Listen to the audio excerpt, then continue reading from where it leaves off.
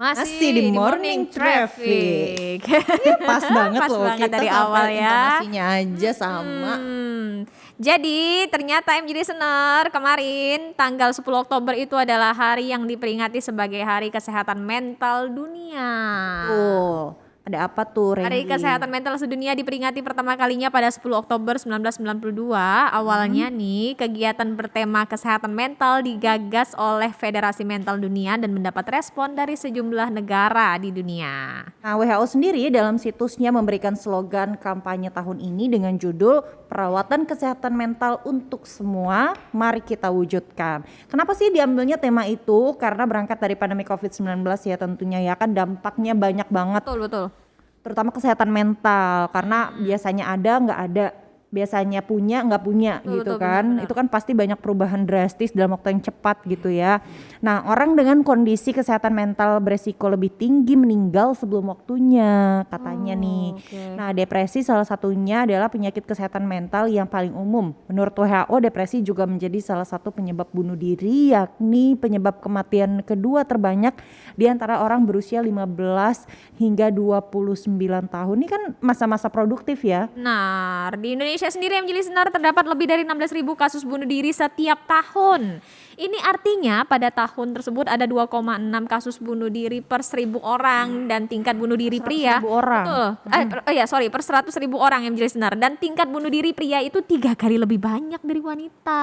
Mungkin karena merasa menjadi tulang punggung gitu Satu, kali kemudian ya. mereka kan laki-laki Tanggung jawab dituntut untuk sosial. tidak banyak ngeluh ya. Laki-laki betul, itu betul, untuk betul. tidak banyak nyinyir, ngeluh segala macam, jadi banyak mendem gitu ya. Jadi lebih tertekan. Nah, berdasarkan hasil riset IPK juga nih menunjukkan bahwa angka kasus bunuh diri di Indonesia itu terus meningkat, terlebih lagi dalam situasi pandemi.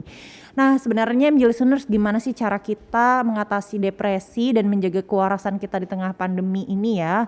Nah, dalam peringati kesehatan mental dunia, pagi ini kita akan mengupas tuntas soal self healing. Tuh, nah buat MG Listeners yang ingin bergabung membahas self healing, kesehatan mental atau apapun yang mau ditanyakan, karena kita punya narasumbernya ya. Benar, kita ada narasumber. Kredibel pada pagi hari ini langsung aja bisa bergabung bersama kita di line telepon 0215839922 atau WhatsApp juga boleh 0811936299 atau DM kita juga boleh ke Instagram @mgradio_network. Sebenarnya Jadi apa itu self healing? self healing itu adalah proses di mana kita bisa memberi ruang dan waktu pada diri kita sendiri untuk menyembuhkan trauma yang kita rasakan. Artinya self healing ini mungkin membantu kita belajar untuk dapat memotivasi diri sendiri ya. Dikutip dari laman Psychology Today, self healing itu sebenarnya upaya dari diri sendiri untuk menyembuhkan diri sendiri. Bahkan penelitian menyebut jika setiap orang sebenarnya tuh mampu menyembuhkan diri sendiri dengan persentase keberhasilan 18-75%. Tapi sekali lagi kita harus tahu nih tingkat stres kita sendiri, tingkat kesehatan mental kita sendiri, dan bagaimana atau orang-orang seperti apa yang bisa melakukan self healing. Kita Kan?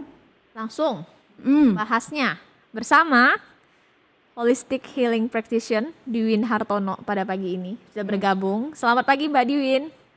Selamat pagi. Dengan aura. siapakah ini? Dengan Renggi dan Yunia Mbak. Hai Renggi, hai Yunia. Halo, Selamat Mbak. pagi. Emang Selamat pagi, auranya Saya langsung langsung beda tersembuhkan loh. Mbak dengar suaranya Mbak. Langsung terself healing. Iya, kayaknya adem gitu ya. Pagi-pagi pembahasannya mengeramkan sekali. Oke, Mbak, tadi kan kita mengutip dari laman ini, mengutip kata ini. Nah, kalau dari seorang holistic healing practitioner seperti Mbak Dwin ini, self healing itu sebenarnya konsepnya seperti apa sih, Mbak? Oke. Terima kasih ya. Aku udah diberikan kesempatan untuk bergabung sama Renggi dan Ayu ya. Iya Nah, benar. ayo boleh. Ya. Nah, jadi kalau misalkan kita berbicara tentang self healing tadi betul tuh bahwa self healing itu adalah seni untuk menyembuhkan diri kita sendiri. Nah, tapi diri yang mana gitu kan? Nah, jadi berangkat dari konsep kesehatan holistik yang holos itu adalah dari kata menyeluruh, ya. Apa yang disebut utuh atau menyeluruh itu adalah cara kita memandang, merawat kesehatan secara menyeluruh. Nah, kalau berbicara tentang menyeluruh, maka kita harus melihat dulu siapa diri kita. Nah, banyak sekarang bicara tentang self love, semuanya tentang self care. Nah, tapi yang bagian mana nih yang perlu dicintai dan yang bagian mana yang perlu dirawat? Maka kita harus melihat diri kita, bahwa diri kita itu punya 4 pembentuk manusia. Semua, aku, dirimu, semua yang mendengarkan, ini punya 4. Pertama adalah kita punya diri sejati atau ruh, ya. Kemudian kita punya yang namanya batin.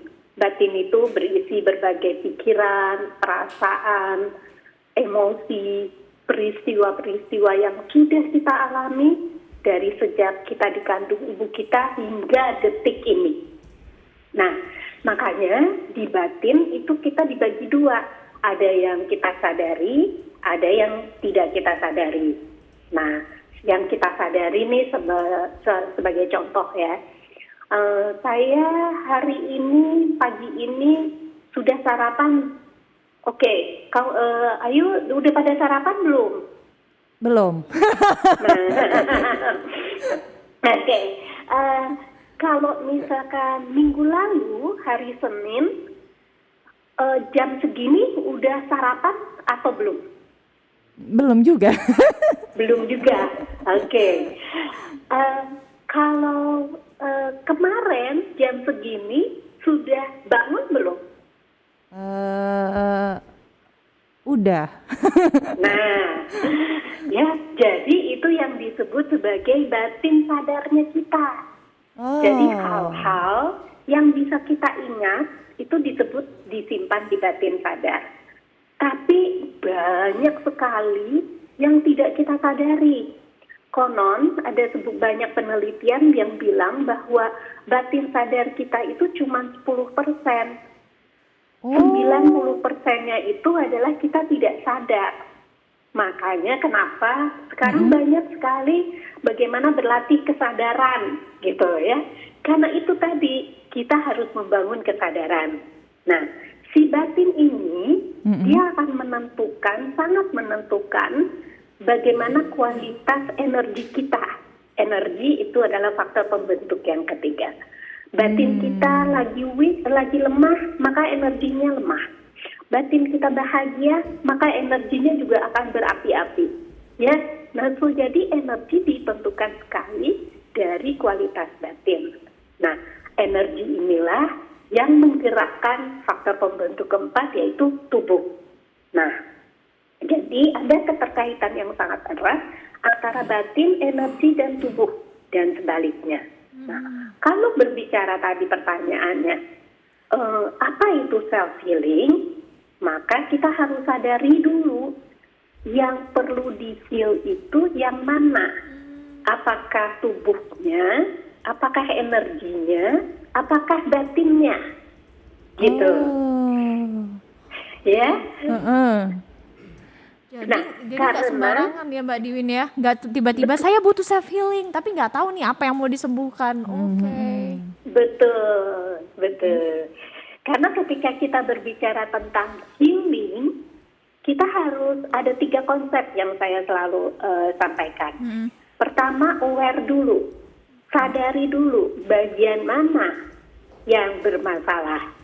Nah, terus kemudian yang kedua, accept. Menerima bahwa saya bermasalah. Oke. Nah, yang ketiga baru kita bisa heal.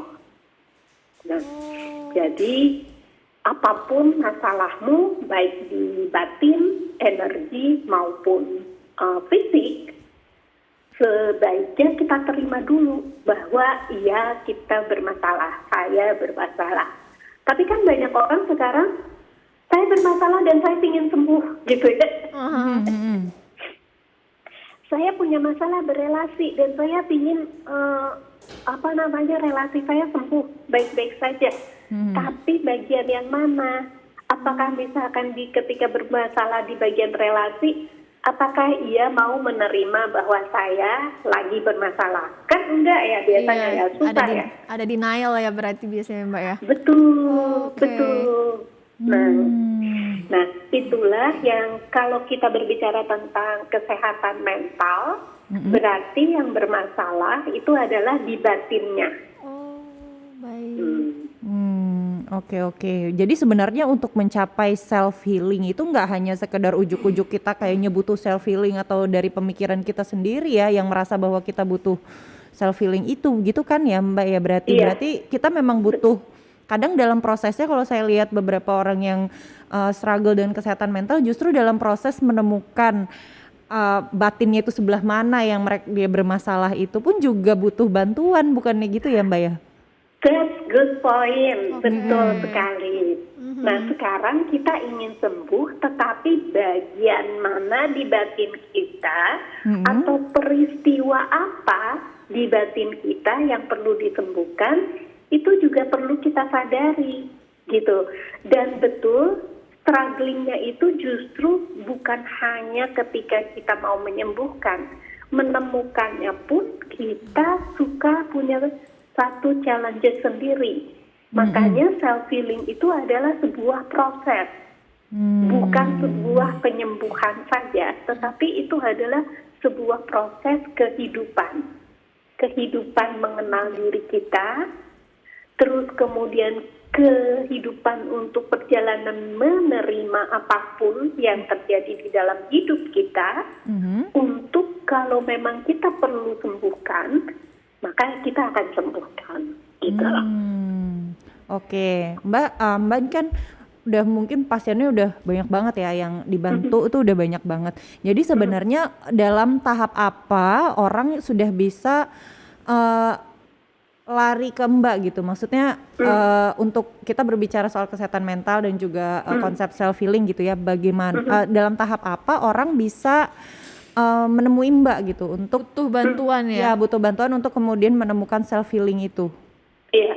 Nah, kalau tadi saya sampaikan bahwa kesehatan kita itu adalah harus kita sadari, maka kesehatan lahir dan batin juga adalah sebetulnya tanggung jawab kita.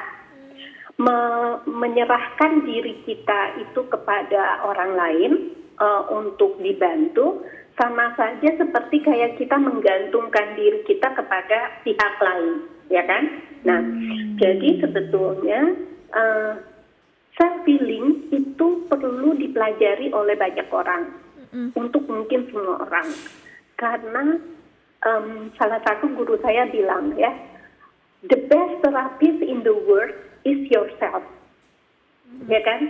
Nah, karena kita yang paling tahu tuh bagian mana di dalam diri kita. Nah, kalau kita sudah belajar self healing, terus melakukan sendiri, tetapi masih merasa bahwa kok kayaknya masih belum terbantu ya, disitulah kita perlu bantuan profesional. By the way, teknik self healing itu seperti apa sih Mbak ya secara umum yang mungkin ketika kita merasakan ada sesuatu yang salah tapi masih bisa nih sepertinya untuk dihandle sendiri, masih bisa ini yang paling bisa mendasar gitu Mbak untuk orang-orang awam untuk kita lakukan itu seperti apa Mbak tekniknya? Oke, ya. Jadi ada 4 modal ya ketika kita mau melakukan self healing itu ada 4 modal. Yang pertama adalah nafas. Nafas itu adalah jembatan antara batin dan tubuh kita. Kita bisa menyadari nafas kita. Coba deh, kalau kita lagi marah, lagi sedih, lagi gembira, nafas kita itu beda. Ya? Lebih cepat ya Mbak ya? Benar-benar. Lebih cepat. Kalau sedih kayak ketahan, kayak engap gitu ya. Sesak gitu ya. Curhat Iya, sekalian sesak. saya. Iya.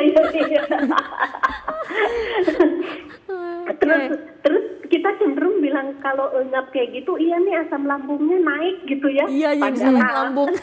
Betul. Nyala-nyalain lambung. Padahal bisa aja penyakit di lambung itu berasal dari karena batinnya kita. Yang kalau sekarang tuh disebut sebagai psikosomatis. Jadi yang sakit itu gejala-gejala yang ada di tubuh, tetapi akarnya itu ada di pikirannya kita, gitu. Oke. Nah, Oke. jadi itu pertama nafas. Nah, terus yang kedua sentuhan. Sentuhan ini perlu untuk menstimulasi sirkulasi energinya kita sehingga membuat rasa nyaman dan rileks gitu. Karena kan kalau kita stres kan cenderung tegang ya. Iya, Nah, iya, jadi betul, betul. sentuhan di area yang tepat ini bisa membuat rasa nyaman dan rileks. Nah, kemudian yang ketiga gerak. Nah, tubuh kita ini membutuhkan gerak dan aktivitas agar dia itu hidup dan terjadi sirkulasi. Nah, kita kalau lagi stres cenderungnya mager, bukan? Benar, Mbak. Nah, itu sebabnya kenapa kita perlu bergerak. Nah, terakhir kita itu perlu keheningan. Kenapa? Di keheningan ini adalah gerbang untuk mengasah kesadaran diri. Oke. Gitu. Nah, Oke. jadi kalau modalnya napas, sentuh, gerak, dan hening, ini kita bisa lakukan di mana saja, kapan saja, nggak usah ketinggalan alatnya, karena kan semua ada di dalam diri kita ya. Benar, Mbak. Benar, Nah, Mbak. dan tidak terkait dengan agama, umur, gender, ya semua bisa. Nah, ada tadi dirimu menanyakan teknik ya. Benar, Mbak, teknik, Mbak. Nah, jadi ada satu teknik yang saya suka sekali bagikan karena sangat mudah. Itu adalah teknik dari. Halo. Iya, Mbak, silakan Mbak Dwi. Oke. Ya, jadi ada teknik dari Jepang namanya Ginjitsu, seni merawat dan mengenal diri kita dari Sang Maha Pencipta. Kenapa disebut demikian?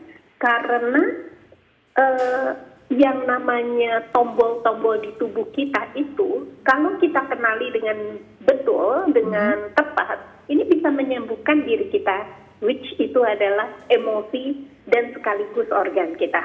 Nah, itu adalah tekniknya namanya magic finger. Kenapa disebut magic finger? Itu adalah karena kita dapat mengharmoniskan emosi dan organ yang terkena dampak dari emosi tersebut melalui jari jemari kita.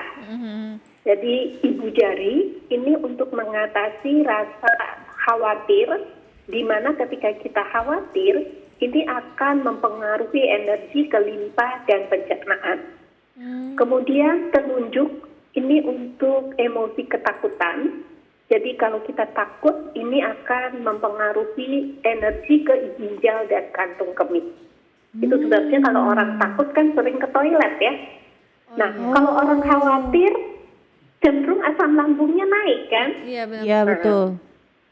Terus kemudian jari tengah ini adalah untuk emosi Coba marah. kita sentuh ya. Berarti kita tekan ya, Mbak, jari tengah.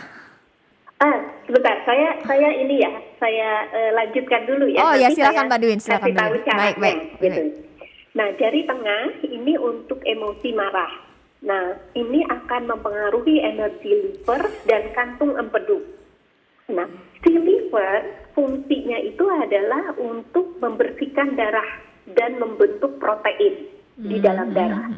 Itu sebabnya kenapa kalau orang suka marah disebutnya nanti darah tinggi loh, gitu ya. Benar.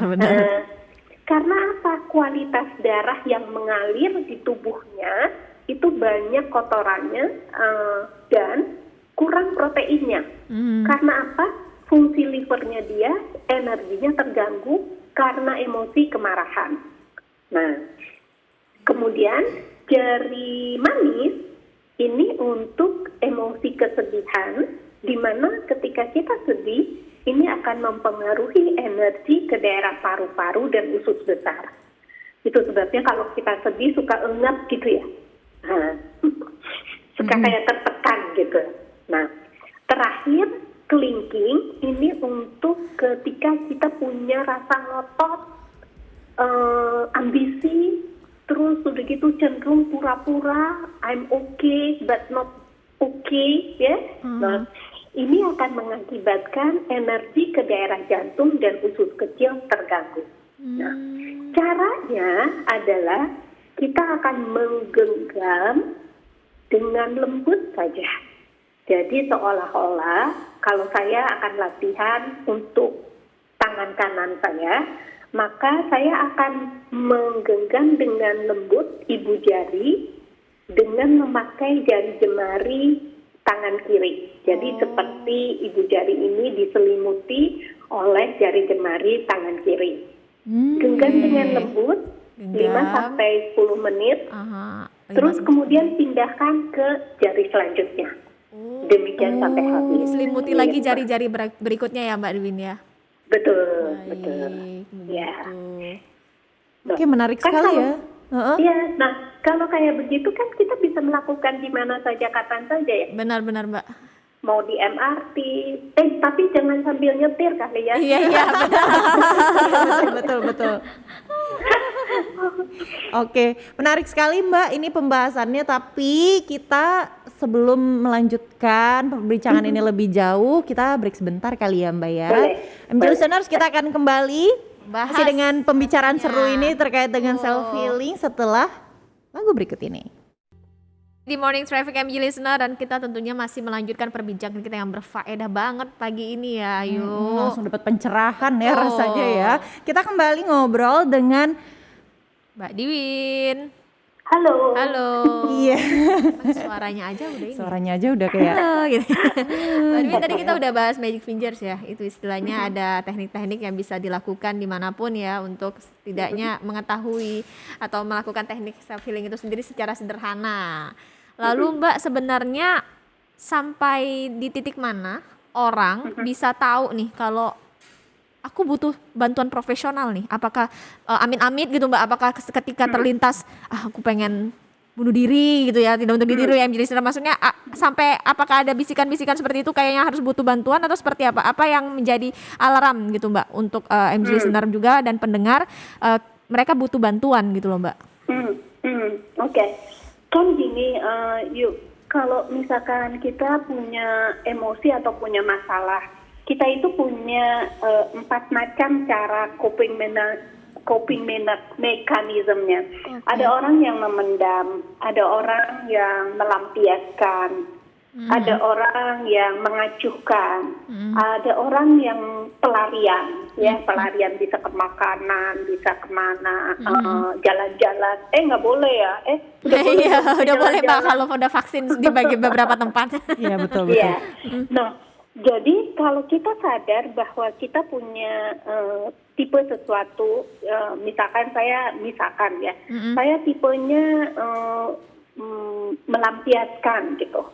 Nah, kalau misalkan kita sudah pelampiasannya itu sudah terlalu over, mungkin disitulah kita harus sudah mulai berpikir untuk mencari bantuan dari profesional. Atau kalau saya tipenya memendam, sampai akhirnya saya tidak, rasanya udah engap, udah rasanya badan ini atau hati ini sudah sesak. Nah, disitulah kita mungkin harus sudah mulai mencari bantuan profesional. Karena kesehatan mental ini ya sebetulnya kalau saya lihat bukan hanya sekarang aja loh, tapi dari zaman dahulu pun sebenarnya kita sudah punya isu tentang kesehatan mental. Cuman kalau dulu punya banyak pelariannya, bisa banyak distractionnya. Nah, sekarang ketika semua orang dikluk, semua di dalam rumah nggak bisa ngapa-ngapain, nah baru kita kelihatan nih bahwa ternyata kita punya isu gitu. Nah, isu-isu yang jadi gini, isu atau masalah di dalam hidup kita itu seperti kayak debu. Kalau debu baru nempel cepat-cepat kita bersihin, mungkin akan cepat bersih. Tetapi kalau debu itu sudah berlangsung lama, udah ketumpuk-tumpuk debu-debu lainnya, maka kan untuk membersihkannya perlu tenaga ekstra gitu, jasa cleaning service gitu ya. Nah, demikian juga batin kita. Ketika batin kita menyimpan sebuah masalah, kalau masalah itu baru, mungkin kita bisa cepat melakukan self healing beberapa kali dengan teknik tertentu, mungkin bisa cepat selesai. Tetapi kalau misalkan masalah itu sudah berpuluh-puluh tahun, disimpan di bawah batin sadar kita, di batin bawah sadar kita, tentunya akan perlu extra effort untuk melakukan healingnya. Nah, terutama untuk luka-luka batin yang lama dan membekas sekali, seperti kayak sekarang banyak sekali bilang tentang inner child, ya. Nah, mungkin kalau sudah menyentuh yang namanya inner child, kalau tidak mempunyai skill untuk meng-healing diri kita atau self-healing, mungkin sudah waktunya untuk mencoba meminta bantuan kepada profesional. Begitu. Ya. Mbak Dwin, Menjelaskan nggak sih? mencerahkan banget Mbak, ini mencerahkan banget dan menjelaskannya sangat clear banget Mbak Dwin. Ngomong-ngomong soal inner child nih Mbak, banyak bagi kita khususnya mungkin saya sendiri juga punya kayak trauma atau segala macam, kadang-kadang kan kita denial ya Mbak, kayak ya udahlah nggak apa-apa gitu. Seberapa jauh sih Mbak sebenarnya itu bisa mempengaruhi kehidupan kita ke depannya, atau mungkin ketika kita punya anak, ketika kita berhubungan dengan orang lain, itu ngaruh banget ya Mbak emangnya? Ya, sangat mempengaruhi. Gini, yang tentang isu yang namanya inner child, mungkin kadangkala kita nggak terlalu memperhatikan. Padahal ketika kita punya isu di masa 0 sampai 18 tahun, itu seperti kayak gini, 0 sampai 4 tahun itu adalah fondasi kita membentuk karakter. Ya. 0 sampai 4 tahun. Bagaimana kita manusia dewasa sekarang ditentukan sekali di bagaimana kita dibentuk ya Mbak ya? Dibentuk di 0 sampai 4 tahun. 0 4 tahun ya, semisal ketika kita di usia 3 tahun. Nah, terus udah gitu es krimnya kita jatuh gitu. Nah, ketika es krim jatuh di usia 3 tahun, kita dimarahin. Nah, di usia 3 tahun, es krim itu kan harta yang paling berharga. Iya betul Mbak. Terus jatuh bukan salah kita, tapi kita dimarahin. Kamu sih bukan ngejaga apa gitu, gimana gitu kan? Lah, kan kita bingung ya. Nah, nanti di usia dewasa kita cenderung menyalahkan diri kita atas mungkin bukan kesalahannya kita. Karena peristiwa es krim di usia 3 tahun terlihat sepele loh di mata orang dewasa. Iya ya, es krim loh Mbak sebenarnya. Iya, tapi di mata anak kecil, mata hati ya, di mata hati anak kecil itu harta berharga yang hilang gitu loh. Nah, jadi itu pengaruh banget. Nah, cuman sekarang ini kita suka, ini ya saya melihatnya, kita suka melihatnya gini loh, inner child itu menjadi sebuah excuse gitu loh. Oh benar ya Mbak. Iya. Nah, iya saya kan terluka masa kecil. Halo, yes, terluka masa kecil.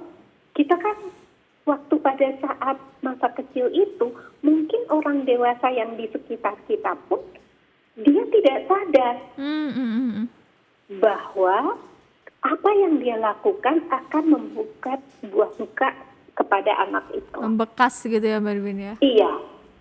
Nah, kalau kita sadar bahwa itu adalah luka kita, maka tanggung jawab kitalah yang menyembuhkan luka itu. Bukan menyalahkan orang-orang yang berada di sekelilingnya. Karena orang-orang yang ada di sekitar kita juga, mungkin dia juga kan nggak sadar, ya kan?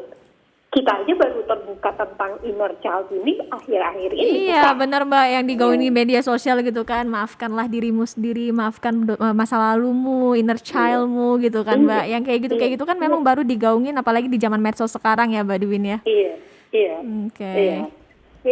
Jadi penting betul, tetapi jangan terlalu terhanyut gitu.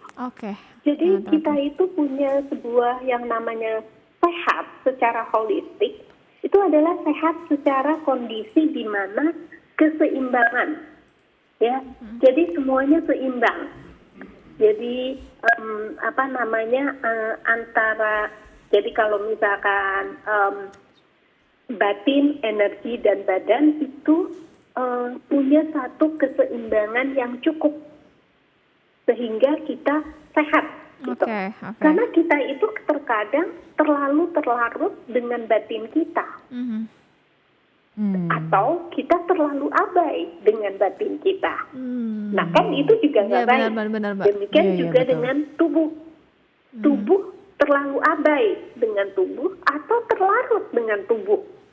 Nah, jadi kalau kita punya tiga tabung, batin, energi, dan tubuh, maka yang disebut sehat itu adalah kondisi ketiganya ini seimbang.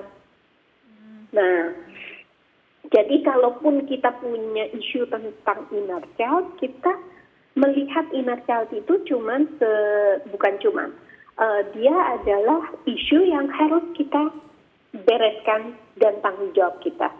Mas Reza tuh bilang gini loh, Reza Gunawan, dia bilang gini, kita itu harus self-aware. Maksudnya kita harus sadar apa yang masalah di dalam diri kita. Yang kedua, self-responsibility. Apa yang kita sadari adalah tanggung jawabnya kita. Nah, yang ketiga baru self-healing. Benar sekali, Mbak. Nah, Mbak, yang terakhir nih mungkin dari kita pertanyaannya, di Hari Kesehatan Mental Dunia tahun ini sebenarnya pesan apa sih yang ingin ditekankan oleh para praktisi kesehatan mental? Karena kan kalau kita lihat faktanya tadi di masa pandemi ini semakin banyak orang yang stres, semakin Sepian juga, bunuh kesepian, dan diri, bahkan banyak yang udah mulai cenderung untuk melakukan melakukan hal-hal yang- hal-hal yang menyakiti diri sendiri gitu, Mbak. Ya, mungkin balik lagi ke 3 fondasi yang tadi ya, bahwa kita harus menyadari apapun itu. Kemudian yang kedua, terima dulu. Karena seringkali kita itu ingin sembuh tanpa kita mau menerima. Ya, padahal penerimaan atau acceptance itu adalah gerbang menuju kesembuhan. Kita sadar bahwa kita punya masalah, terus kita langsung ingin cari bagaimana nih way out-nya. Tanpa kita mau menerima dulu gitu, bahwa kita punya masalah. Ya. So, jadi di dalam Hari Kesehatan Mental Sedunia ini, apapun di tahap manapun diri kita berada di dalam kesehatan mental kita, penting sekali jangan menunggu sampai menjadi parah atau menjadi sudah berlarut-larut, tetapi kita perlu merawat diri kita setiap hari. Karena sehat mental itu adalah journey. Kita akan menemukan masalah setiap hari. Jadi working on progress. Ya, berbicara tentang kesehatan mental berarti itu adalah it's a journey yang tidak akan putus sampai kita nanti mungkin meninggalkan dunia ini. Baik. Terima kasih banyak, Terima kasih Mbak Diwin Hartono, Holistic Healing Practitioner, udah bergabung bersama kita di MG Radio di Morning Traffic. Semoga apa yang tadi faedah disampaikan bermanfaat, bisa memberikan pencerahan kepada kita. Sehat selalu, Mbak. Mbak Diwin. Sama-sama, sehat bersama ya kita bersama. ya. Sehat bersama, bahagia bersama. Ya bersama. Bahagia dan sehat bersama. mental bersama. Dan bahagia kita yang ciptakan. Betul. bukan orang yang menciptakan. Terima kasih banyak sekali lagi Bye-bye. Mbak Diwin Ya, sudah selamat bergabung pagi. meluangkan Ya. waktu di Morning Traffic MG Radio Network.